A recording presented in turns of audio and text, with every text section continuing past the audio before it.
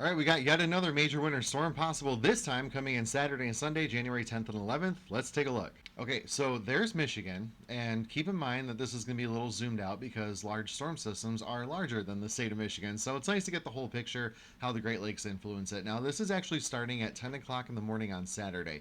So, really, first thing in the morning, we're going to start to bring in our next winter storm. Here's the European model and how it depicts the storm coming on through.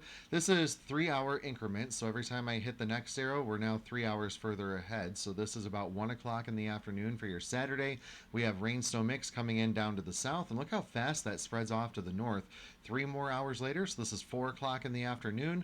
The center of the low pressure, this model shifting just a little further down to the south, and this means that the heavier snow could actually be for the eastern upper peninsula and much of the lower peninsula. In fact, maybe West Michigan, northern lower, over into the Great Lakes Bay region. Going a little bit further ahead, this is 7 p.m.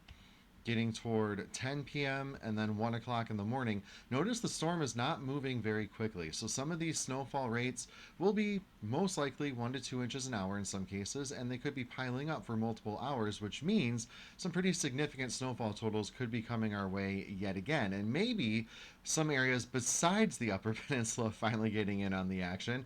This is first thing in the morning on your Sunday, 7 o'clock, getting toward 10 o'clock in the morning, 1 o'clock in the afternoon, 4 o'clock in the afternoon, and finally 7 p.m. Sunday before the system finally starts to make its way on out.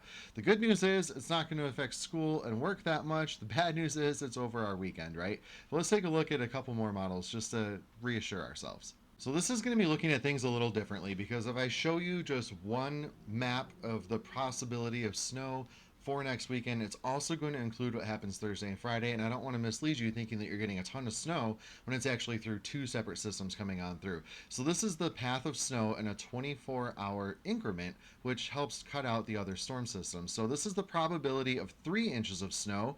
Notice moving really good right on through right there. Now we're at about 60 to 70%, up to 80 to 90% right there. So pretty good bet that a lot of us are going to see that swath of at least 3 inches come on through. But we know that there's probably going to be more than that, right? I was just talking it up.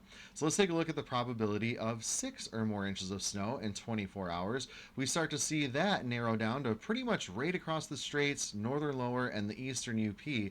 And again, I'm just moving back and forth between Saturday and Sunday here. So you can see that likely heaviest swath right through the straits area, maybe even over toward Drummond Island, Beaver Island as well.